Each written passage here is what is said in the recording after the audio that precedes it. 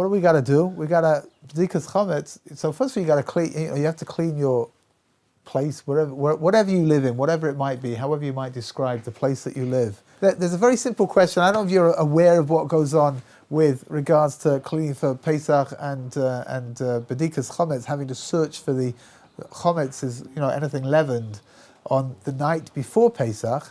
But one of the things that you do after you've gone through the process of searching, you then make a declaration that all of the chametz that you've got in your possession is null and void. You make the declaration again the next morning when you burn the chametz. You make the same kind of a declaration that all of the chametz that you've got doesn't belong to you. It's null and it's void. If that's the case, why do we need to search for the chametz at all? Right? If you're just going to get up and you're going to say, in theory, you could get up and you could just say on the day before Pesach that all of the chametz in my possession is now null and void, finished, and I've done my bit, and I don't have to search for anything. So it's not enough. Chazal teaches that we have to search for it. It's a Mishnah that we have to search for the chametz on the night before Pesach, and we have to make the declaration as well. So what's the idea? The first is because the bittul, the nullification, is possible. It's possible that somebody owns a lot of chametz. If somebody's got a lot of chametz, so he's going to be reluctant to reduce it to the equivalent of dust. That's what we say inside of the declaration. There's an incredible story they tell from Rabbi Akiva Eiger that there were two, in the time of Rabbi Akiva Eiger, there were two people. One of them was a very wealthy whiskey owner. He had a factory with masses of barrels inside of it, like a hangar with lots of barrels inside of it full of whiskey. Whiskey, of course, is chametz on Pesach. And, You didn't know that? Didn't know that. Oh, I should have broken that one too gently. I'm sorry. Except for shlu. There are some people who hold that one shouldn't eat whiskey, one shouldn't drink whiskey on Pesach. In fact, everybody holds like that. The other opinion. Everybody holds like that, actually. Everybody. I'll tell you a story about whiskey in a minute, which is what Reb Moshe was referring to. But in the meantime, because it's made out of barley, no? How do you make whiskey? Barley. I don't make it. I just drink it. Well, I hope you drink it with a knife and fork. Huh? I eat my whiskey and I drink my dinner. Yeah. Have a liquid lunch, right? Anyway, so one of the fellow who owned this enormous warehouse full of barrels of whiskey asked his friend to sell his chametz for him, and of course the friend forgot. And during the first day of Pesach, the friend remembered, and he told the owner of all of these barrels of whiskey that he forgot to sell the chametz, and the fellow was so incensed. He was so angry that he slapped his friend round the face. And they then went to Rabbi Akiva Eiger to ask what could be done. Right? We're talking about an enormous loss of money over here because it's completely forbidden for a Jew to own any chametz over Pesach. And there you go, they start early over here. And subsequently, he was going to lose everything that he owned, right? So he came to Rabbi Akiva Eiger and he claimed that he'd made the declaration on the morning of Pesach of Kol Chamir, that everything, all of the chametz in my possession is null and void. It's all been made like the dust of the land, and therefore that should be enough, right? He should be able to hold on to his whiskey after Pesach. It can revert back to him. And the Rabbi Akiva Eiger said that that's not true. So he said, why? So he explained, the Rabbi Akiva Eiger explained that because the fellow became so angry, he was so incensed that he slapped his friend around the face, right? Was an indication that when he said the kol chamir, the declaration that you make, he didn't really mean it. Right? Otherwise, he would just laugh it off. His friend would say, oh my gosh, I forgot to sell your whiskey. And he would say, it doesn't matter, I took care of it anyway with the declaration. So the Chazal already, the sages, a long time ago, were concerned about things like this, right? They were concerned that one without the other wasn't going to be enough. And that's why we have to do both of these things. Another reason why we have to have both of them, why we have to destroy the chametz in our possession, and we'll talk about what to do with it if you're not going to destroy it, where it needs to be put.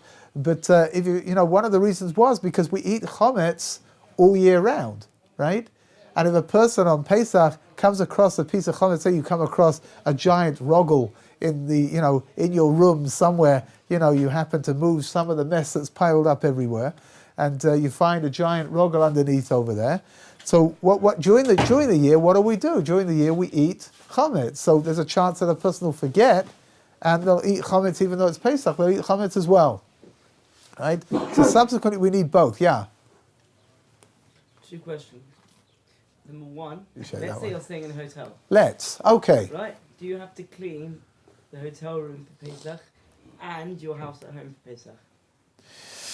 So, okay, it's a little bit complicated, right? With regards to your home, if you're leaving, As long as it's not Kabbalistic. no, it's just complicated. If you're leaving on the 13th, if you're not going to be home from the 13th of Nisan onwards, which is 2 days before Pesach, you could do something called Mechirat Yud Gimel. You got to go to the rabbi and he'll sell everything that you've got. He knows what to do. It's a slightly different system than the regular selling of your chametz, and that way you don't have to do anything at home. Right? You don't have to clean anything. You don't have to change anything. You don't have to be concerned. But you've got to be out of your house on the 13th of Nisan. You can't be in there anymore. With regards to doing bedikas chametz, if you're going to be in a hotel somewhere, so presumably what the thing is like this: your hotel room becomes yours, right? You're renting it. So even though the hotel belongs to the owners of the hotel, right? But for the duration of Pesach, the room is yours. And if it's yours, you need to do some kind of a bedika over there. We'll talk about how to do it, what you're supposed to do, but it's relatively simple because obviously the hotel will have cleaned out the room very well. We hope. Unless it's a motel. Or it's in Israel. Yeah, that's true. I don't know why you would be spending Pesach in a motel, to be honest, but you've lost me. I've lost the logic over here, really. But the hotel advertises kosher Pesach. Yeah. I'm still responsible to do something. in You're the room. you're responsible for your room because the room belongs to you. In the same way if you were staying at home, you would clean your house for Pesach, but you still have to make a bedikas chametz, right? Don't I make it the night before in my house? Oh, so it's a kasha over here, right? What are you supposed to do if you're going to go to the hotel on erev Pesach? Then you need to make a bedika at home. Yeah, we're going that Friday. Okay, right. Pesach this year is Friday night, right? Seder night is Friday night. So you're going on Friday. At some point, you'll be going down to Tel Aviv. So that means that on Thursday night you should be making a bedika at home, and you don't have to make a bedika in your hotel room, right? But if you've got plenty of people come before Pesach, yeah, you're lucky. You live here in Israel. But the other people that are coming from Chutz La'aretz, so they're not going to come on Friday morning. They're going to turn up maybe a few days before even. So then they've got to be concerned about doing a bedika in their hotel room. Well, not Friday. Did you do the normal Shabbat stuff like Shalom Aleichem and everything like that? It's machlokes amongst the various authorities about whether you should be singing Shalom Aleichem and Eishes Chayil and all those things. The bottom line is, what? What does the Nazir say? That whatever you do, it's going to be okay. Whatever you do, it's going to be Even if okay. you sing tapes from Shalom. What you do need to be careful on Friday night when it's Seder night, is that you need to, the kiddush that you're going to make is going to be the kiddush it's going to be like the Shabbos kiddush with Yom Tov inside of it, right? Not just the Yom Tov kiddush. You've got to remember that it's Shabbos as well. You don't even say Lechun Ranu. Yeah. You just start from Bismillah Shel Yom Shabbos, unless you're Nusach Sfard, and then they start from the last 3 verses of Lecha Doidi. That's right. Thank you. Okay, so How come you're not chayav to do any bedika in your hotel room? how come you're not? Because the chiyuv for doing a bedikas chametz is on Thursday night. This year it's on Thursday night. So saying your last You lost that. What's the pshat? Why do you have no chiyuv to make a bedika? Because you shouldn't see any chametz in your dwellings, right? It's going to be yours. Don't make a bracha. You have to make a bedika anyway. Well, I guess you could just go through quickly to make sure there's nothing in there in the room. But the Maisi, you're getting there after Zman. You're getting after everything. Zman Dior Chametz and after Zman Sreifas Chametz. Yeah. You said earlier you combined the Shabbos Kiddush with somewhere. Yeah. You're adding something. Yeah. And I can't. Where is it? But it say that. I would look over there under the 3 foot festivals, right? And I would say that probably over there must be a Kiddush, some kind of a version of Kiddush over there, no? Maybe on 702. And it should have pieces that need to be added in if it's Shabbos, plus the regular Kiddush that's going to be recited. No Shabbos, but you Oh, yeah. Okay. You got it? Yep. Yeah? thanks. Okay, thank you. I'm pleased to see that even though you haven't been here for a while, you are as trustworthy as always. I'm sorry, not as trustworthy, as trusting as always, right? And obviously, taking every word I say as being gospel true, and not checking out anything at all. I'm good, very good. Thank you. It says Thank this you. to your rabbis in the written Torah. If you have Bedikas Chametz, let's say Thursday night, Yeah. and you have to leave early Friday, what do you burn it? I mean, people, You can burn your chametz any time from sunup onwards. You don't have to wait until later on. So that the time for burning chametz is, within the first 4 hours of the day. But if you want, let's say for example, when is Nate's now? Do you know? Probably Nate's sunup. I would say it's probably around 5:45 or something like that. Huh? 5:40. Right. You're such a misnagid. If I would have said 5:40, you would have said, no, it's 5:45. So I said it's 5:45, said 5:40. Okay, we'll make a compromise, right? 5:42 and a half, okay? That way nobody's happy, because I think it's 45 and you think it's 40, right? I think it's But 43. you can from sunup. I think it's 40. Listen, guys, knows the Rabbi is asking. 548. We're all wrong. We are all wrong. 5:48, right? So from 5:48 onwards, you can burn your chametz Till 10 something. till whatever it is. Yeah. No, you can't. 10 Huh? 10 You can you can burn your chametz. Oh, you before have to go daven daven. Nates. Okay, we said, all right, you're being terribly frum today. Okay. He's right. You should daven first, and then after you finish davening, you should burn your chametz. Take your talis off first. I don't know. Keeps things lively, no? Can you leave it in a certain area, the chametz, that eventually people are going to be burning from there? No, interesting. You've got to burn the chametz. Probably if you don't know. Listen, Moshe, the embassy. What time you're not going to be leaving that early? That's probably around 10. No, so for sure, Yeah, that time. from 8 o'clock onwards, it's like the kids love burning the chametz. They start burning the chametz even when they don't have any. That's true. Okay, so if we so we're saying like this, right? That you have to search for the chametz, even though you're going to make a nullification over the chametz anyway, right? Yeah.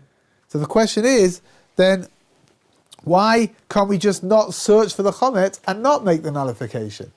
Let's do it one way or the other. You hear the problem, right? Which I understand now why we have to search for the chametz, right? And it's not enough just to make the nullification. What about just searching for the chametz and then we're done? So of course the answer is very simple. That you may come across some chametz that you haven't found before Pesach. You may find it on Pesach, and the prohibition against owning chametz begins from when you're aware of the fact that you've got it, right? Which means that even though, let's say, for example, this giant rogel sitting over on the table over here, let's say, inexplicably, it works its way into Ben's cupboard, right?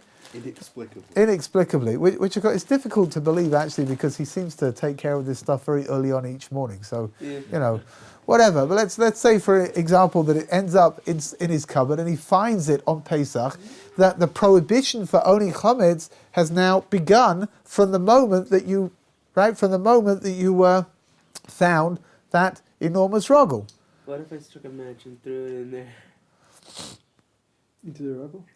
If it's Yom Tov, you can't do that. Right? Okay. What you have to do if you find chametz on Yom Tov, you need to take a utensil and just upturn it and stick it on top of it, so you can't see it. Right? So let's say, for example, you find, let's say, for example, finally, for what I don't know what got into you, but on the first day of Yom Tov, you decided that you're going to move that enormous pile of dirty laundry that's been sitting on top of your bed for the last 3 months, right? And you move it, and you find underneath it, you find a loaf of bread. Actually, it's probably toast by now, right?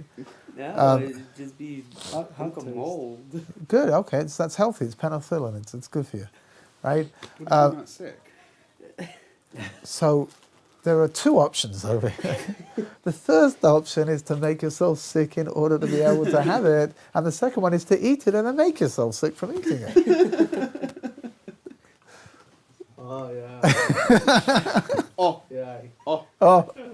Oh. So, so on Yom Tov you can't do very much about it, right? So you just take a like I said, take a utensil, cover it over, just dump your dirty laundry back on top of it. That's probably the simplest thing to do. You get rid of it in Chol On Hamoed. Chol Hamoed, you need to get rid of it, Ah. right? Which means you Burning? take it outside Blowtorch? and yeah.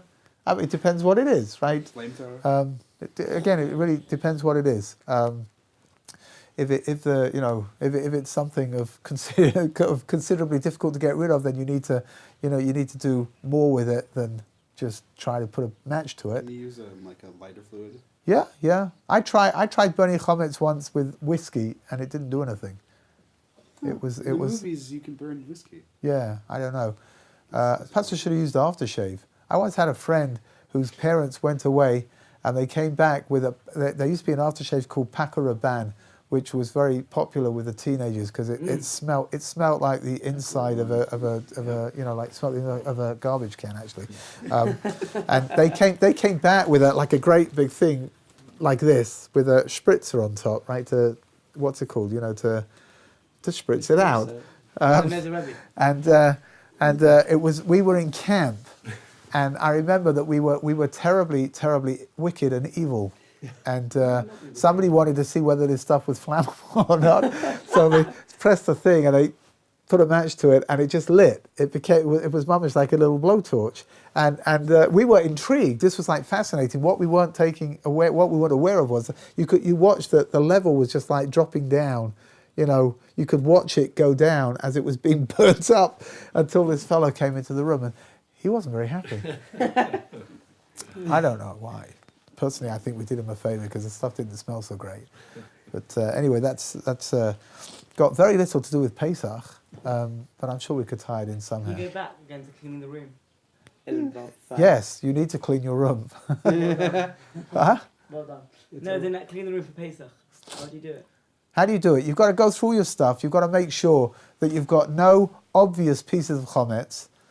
Now, chametz comes in different shapes and forms, actually. Chametz is not just, bagels and pieces of cake and stuff like that. Some of the toiletries that you have might have chametz inside of them. So, for example, there was, I don't know if this stuff still exists, but I remember about 10, 20 years ago, there was shampoo, wheat germ shampoo. So, yeah, It was apparently was very, very healthy, very good for you, gave your roots a good going over, and you ended up looking like your hair was a slice of bread or something. I don't know, right? But you can't use that on Pesach. That's for sure not, right? You need to steer clear of things that have alcohol inside of them. Now, again, nowadays things have changed, but not so very long ago, a few years ago, most mouthwashes had alcohol inside of them. Nowadays they sell the stuff without alcohol. That's the norm, I think. What if you have alcohol inside you? That's where the blowtorch comes into use. If you see me afterwards, I can arrange this. It's relatively simple. It really is. Is it painless? Huh? Is it painless? After the first few seconds, yeah. Okay. Well, so you got to be certain things you need to be careful of. Certain toiletries you need to be concerned about. All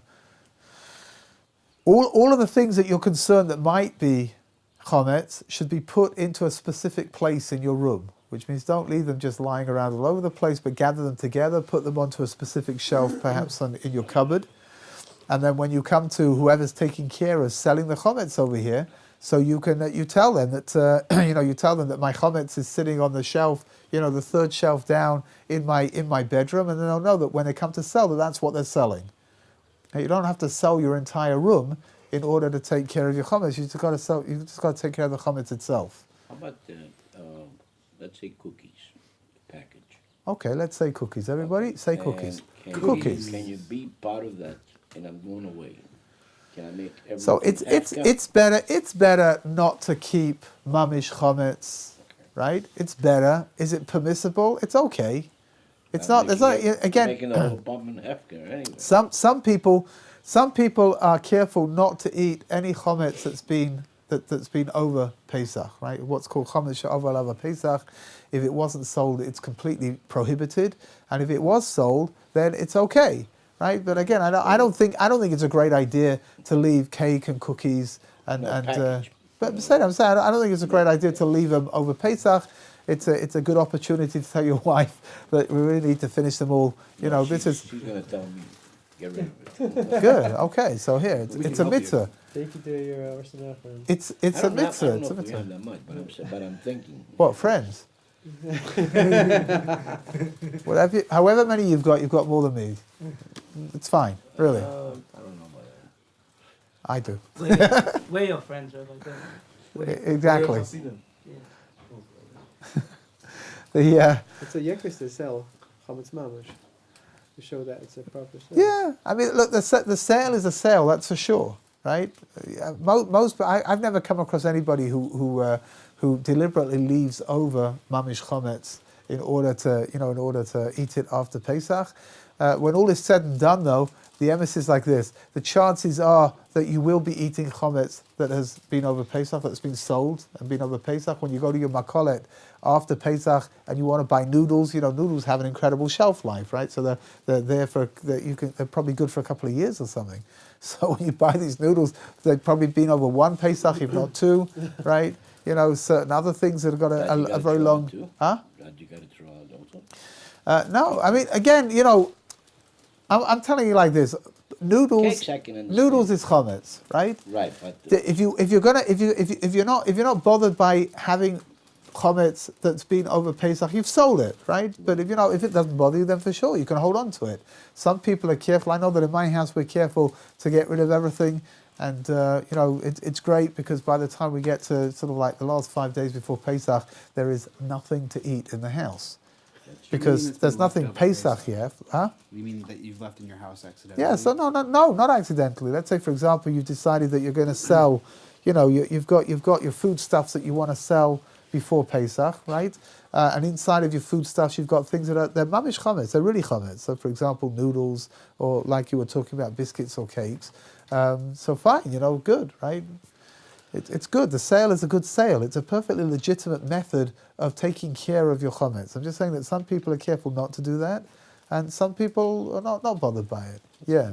I know there are some people who, they'll put everything in, say, like a plastic, like a garbage bag, and they'll seal it and sell it, but it stays on the property. It Yeah, doesn't- that's okay. Really? That's okay. You can again. What when you're going to do something like that, I know what people do. They'll sell certain cupboards in their kitchen, right?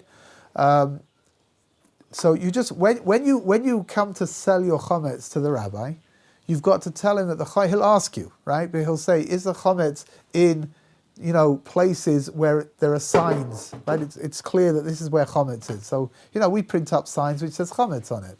And that way we know that, strangely enough, there's chametz, and that way you don't open. We just stick those on top of the cupboards, right? And that way you know that cupboard can't be opened on Pesach. That's okay. What's the deal with that books, for example? I think you should read them. what is the book that we- Because the paper Because might be. Chametz might be inside the... Look, if the chametz, if we're talking about small, I would imagine, right? If you've got books that you take to the table and you read whilst you're eating. Right, so for example, lots of people have chumashim that they bring to the table on Shabbos when they give over the divrei Torah, benches, Crumbs in there. right? Siddur, So give them, right, give them a shake to get rid of the crumbs that are in there, right? But otherwise, you don't have to be concerned with these books that you've got that you don't normally eat whilst you're reading. Pardon? Eat whilst you're eating. Sorry? You said just eat. Eat whilst you're reading. Oh, whilst you're eating. Right. I heard you say eat whilst you're eating. No. Actually, I said that you don't read whilst you're reading. No, the truth of the matter is that was very unfair of you because I do very often make mistakes, but this time I actually said the right thing. I really did. I said that normally people don't eat whilst they're reading, and then you don't have to be concerned about your books. You don't have to clean them all out. If you've got like a whole stack of benches, right, and you don't want to go through them page by page and clean them out, so stick them in the cupboard that's going to be marked Chametz and don't use them on Pesach. So is that what it means by something that's left for Pesach? Yeah. Something put in a cupboard and sold? Yeah. And so yeah. some people won't eat something that's been held onto over Pesach? Some people won't eat stuff that's been held onto over Pesach How if, is it, that if it's why? real Chametz, because they're being stringent. That's all. Is that like a prohibition to eat chametz? No, there's no prohibition. Again, if you've sold your Chametz the right way, then there's no prohibition whatsoever after Pesach from eating this stuff. But you said, the status of it changes if you accidentally don't sell it. You If you didn't sell your Chametz, right? Let's say you came across And you just something kept that right, and you've kept it, then that stuff In cannot be liquids. eaten over so Pesach. that's why there's the stringency of not eating stuff that's been left over. Maybe. Pesach, to avoid the risk of eating Possibly. something that wasn't properly sold. It's possible. It might also just be the idea of, it's like a psychological thing. You're not supposed to have Chametz over Pesach, right? So the idea of eating Chametz that's after Pesach that you had during Pesach for some people is it's like a little difficult to do that. What's your flour? Flour is Chametz. Why is flour Chametz? Regular flour is Chametz because it goes the process that it goes through. Yeah. Right, What was regular? Just white flour? White flour. What's with whole wheat Again, flour? what's with whole wheat flour? I'm not 100% sure what the process is, but I think it also goes through some kind of a rinsing process in order to get it ready to put it into the bag. The bottom line is like this: you will not find flour, wheat flour, that's kosher for Pesach. The only wheat flour that you'll find that's kosher for Pesach is the stuff that goes into the matzah, right? And aside from that, you won't find you won't be able to go to the shops and buy a packet of flour in order to make something over Pesach. Matzah meal. You have to use matzah meal instead. Oh, it's just like, For people that gebrocht. If you don't gebrocht, then you won't eat matzah meal either. you got 8 kilos of like whole wheat flour at home. That's okay. No, Yeah. because you're not going to bake that much before Pesach. You say it's chametz mamish. Gebrocht is a designation on Pesach. There are certain people who won't eat any food, any matzah that's come in contact with liquid. Right? So, except for the matzah itself. Right? The matzah, of course, is flour and water mixed together. That's all it is, nothing else. But they won't eat anything that's matzah that's come in contact with liquid. So, for example, matzah balls, knedlich, right? Matzah flour that's been mixed together with egg and with oil and turned into balls. They won't eat something like that. And they're boiled in the soup. They're great. Don't look at me like that. They won't eat matzah brai. What is matzah brai? Eggs mixed together with matzah that's been soaked in something to make it soft. Hey, it's good stuff. And anything like that. Now, normally, who does not eat gebrocht? As a rule, Hasidim don't eat gebrocht. The Ashkenazim. Pardon? So the Rebbe. Not only does the Nozer Rebbe eat gebrocht, but the Nozer Rebbe eats gebrocht with great kavanah. Whilst I am eating my knedlich on Pesach, I am in the upper spheres. You cut it to pieces and give it to all your Talmidim. No, because I'm scared that they may not gebrocht, so I wouldn't want them to stumble in this particular mitzvah, so I eat them myself. Well, what's funny is that you can eat it the last day. The last day, 8th day, not the 7th day, only on the 8th day. Why is the 8th day? Is it the holiday of beyond creation again? Sorry? Why the 8th day? Is it again the idea of beyond creation? And that's like abnormal. The 8th day of Pesach is the day that's been added on for people that are outside of Israel. Right, that's second day of Yom Tov. Mitzvah Hashem, if we talk about Shavuos at some point, we'll talk about the 8th day because the Ramban says that the 8th day of Pesach is really Shavuos.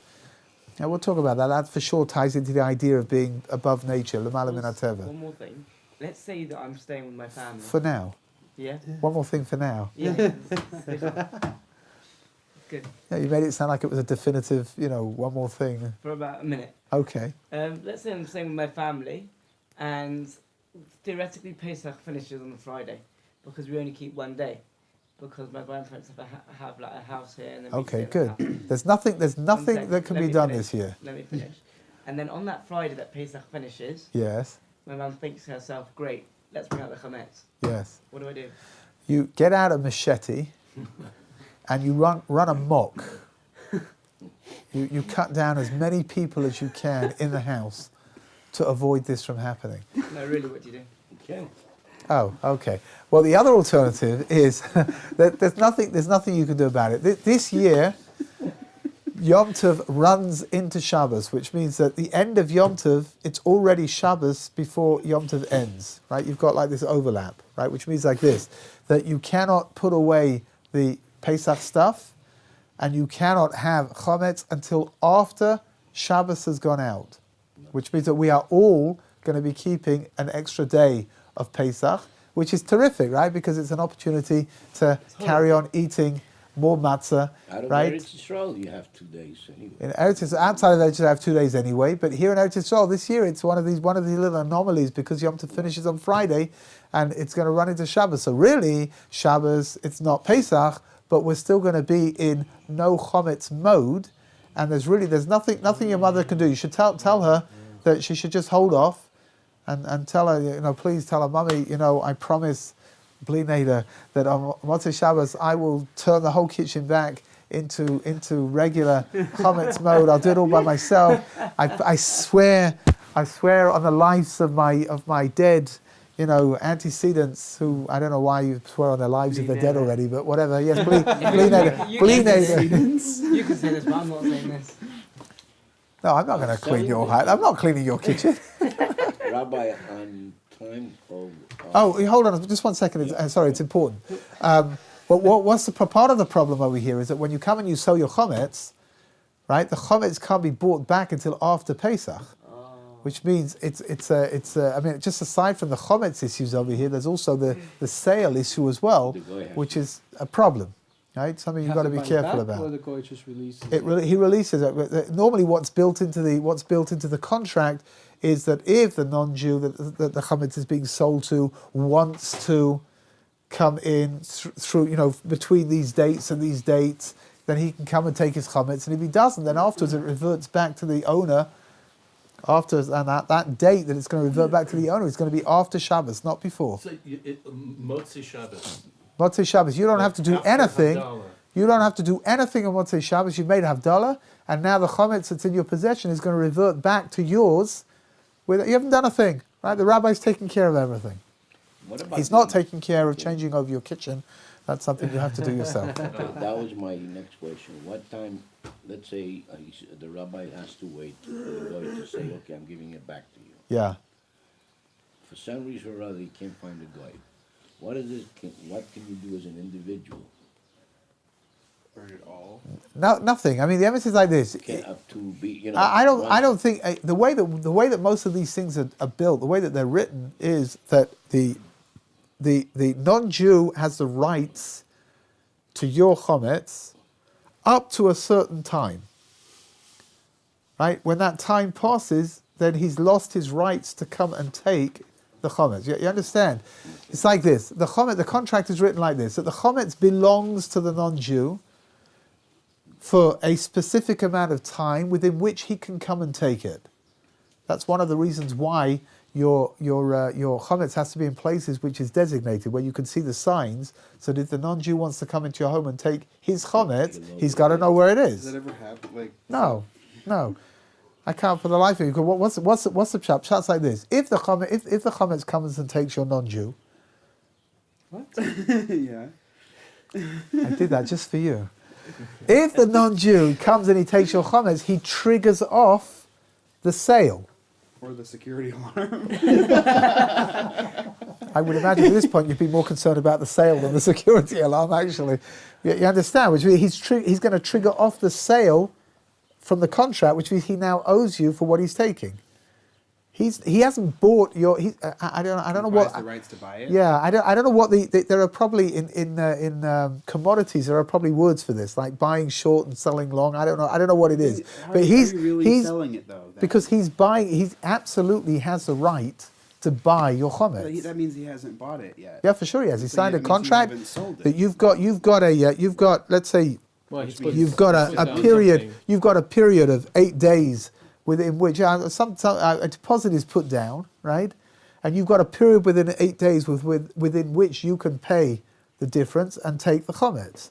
If he comes to take the chametz without paying the difference, then it automatically triggers off the debt. And so the Jew doesn't own the chametz during It's not his, no.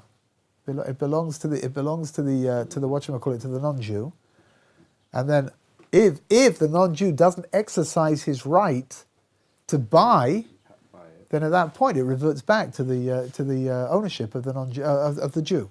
That's buying a call to open. Say that again? It's buying a call call to open.